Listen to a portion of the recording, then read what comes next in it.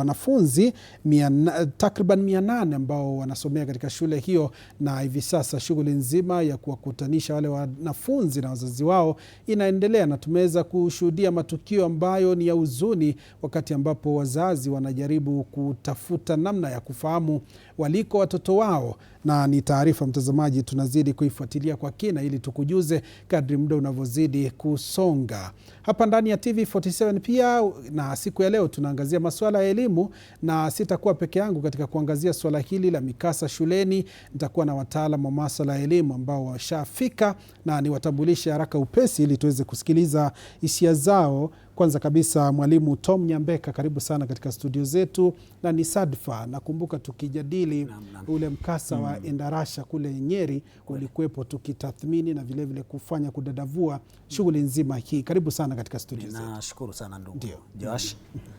Na mwanzo niweze kutuma rambirambi na mbirambi zangu kwa wazazi, wale wanafunzi, washikadau wa elimu katika shule ya utumishi ambayo wanafunzi wameweza kuhangamia, wanafunzi 16, na vile vile wengine kuweza kupata majeraha. Lakini kwa hayo yote ningependa tu kumshukuru Mwenyezi Mungu, kwa sababu kila tukio maishani katika safari hii hutukia kulingana na jinsi ambavyo Mwenyezi Mungu anavyopanga. Naam, asante sana. Asante. Tutazungumzia mengi zaidi. Pia ninaye mwalimu Salim Suleiman, ni mwalimu na pia ni mwenyekiti wa KUPPET kaunti ya Murang'a. Karibu sana mwalimu. Asante sana Konsare. Ndio. Kwa kutupatia nafasi ya adimu tena kwa mara nyingine tupate kudadavua jinsi ambavyo umesema. Na pia tuangazie masuala katika sekta ya elimu. Na vile vile asubuhi ya leo kwa niaba yangu binafsi, vile vile kwa niaba ya chama cha walimu cha KUPPET, na vile vile kwa niaba ya walimu wote katika taifa hili, tunajumuika pamoja na ndugu na familia na marafiki ya wale wote ambao tumepata kuwapoteza kuamkia siku ya leo kule Utumishi Girls. Na vile vile kuombea Mwenyezi Mungu awapatie moyo wa kustahimili maumivu. Tumeona video na picha vile ambavyo wazazi, ndugu na marafiki wamehuzunika. Kwa hivyo letu ni kuomba ya kwamba utafiti utafanywa ili tujue kile ambacho kilisababisha moto huu. Naam, asante sana mwalimu Suleiman. Mtazamaji, tunazidi kufuatilia hilo kwa kina ili tukufahamishe, na tutakuwa tunakupa picha za moja kwa moja kutoka shuleni Utumishi Girls Academy kule mjini Gilgil, kaunti ya Nakuru. Na mtazamaji, tunazidi kukupa taarifa zaidi kwa sababu ni mkasa ambao ulitokea saa 7 usiku wa kuamkia leo, wakati ambapo wanafunzi walikuwa wamelala kule katika mabweni yao, na katika orofa ya pili ndiko kulikuwa na shughuli nzima ya moto huo, wakati ambapo watoto 16 wameripotiwa kuiaga dunia. Taarifa zaidi tutakuwa tunakupeperushia mtazamaji ili uzidi kufahamu mengi zaidi. Mwalimu Tom Nyambeka, wakati ambapo tunazungumzia mikasa kama hii, lawama itakuwa kwa sana. Kuna wakulaumiwa hapa. Ninatumai kwamba mikasa ya moto, hasa tunapoangalia kwenye muktadha wa shule, si mara ya kwanza. Mikasa ilianza mnamo mwaka wa 2001, ndio pale Kiunguli wanafunzi zaidi ya 60 waliweza kuangamia. Na tumekuwa na utaratibu na miongozo ambayo shule zetu zinapaswa kuzingatia ili kuweza kudhibiti hali kama hizi ambazo kwa kweli ni tete na ni hatari sana kwa watoto wetu wachanga wanapoangamia. Kwa hivyo kwa sasa nitasema kwamba sisi kama taifa, kawaida ilivyo, changamoto na tunapokumbwa na janga, mara nyingi utapata ndipo watu wanaanza kurushiana mawe.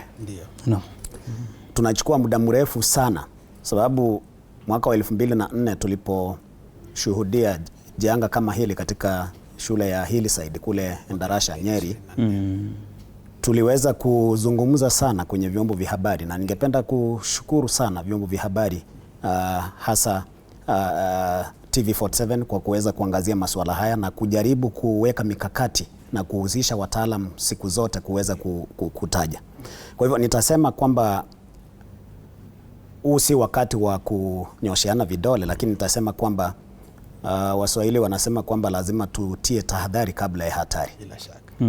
Mikasa hii imekuwa ikitendeka, na tunastahili kuangalia sasa ni utaratibu upi ama ni hatua zipi ambazo sisi kama taifa tunapiga, hasa tukiongozwa na Wizara ya Elimu.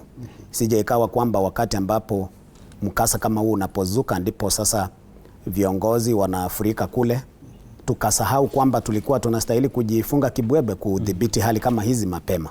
Kwa hivyo nitasema kwamba mimi katika misingi yangu nadhani kwamba licha ya kwamba Mungu ndiye anasababisha mambo kama haya, nitasema kwamba Wizara ya Elimu inapaswa kuweka mikakati maalum na thabiti ili kuweza kukabili mikasa ya moto katika shule zetu. Na isiwe mikasa ya moto peke yake. Isisahuliwe juzi tulipokuwa tukishuhudia mvua ya bojo ama niseme mvua kidindia ikinyesha, bado tuliona shule zetu zikiathirika. Kwa hivyo inamaanisha kwamba miundo misingi na miundo mbinu katika shule zetu zinatiliwa shaka. Ndiposa mvua inaponyesha maji yatafurika kule madarasani. Ndiposa matatizo machache yanapotendeka kuhusiana na niseme umeme katika shule zetu, utapata kwamba moto umezuka na wanafunzi wetu wamehangamia. Kwa hivyo nitasema kwamba nikiuzisha na ile gharama ya masomo ambayo inatolewa na serikali kupitia Wizara ya Elimu, nadhani kwamba huenda viwango vya idadi ya fedha ambazo zinatolewa katika shule zetu hazitoshi, ndiposa shule haziwezi kugawa pesa hizi zikatosha hata kuangalia changamoto ambazo zinaweza kudhibitiwa mapema zikashughulikiwa. Kwa hivyo kwa sasa nitasema kwamba kwa hakika sisi kama taifa na hasa katika Wizara ya Elimu tunastahili kujiuliza maswali mengi sana. Tunapoendelea kupoteza watoto ambao tunapania kuja kuwa viongozi wa kesho, basi kama taifa pia tunarudi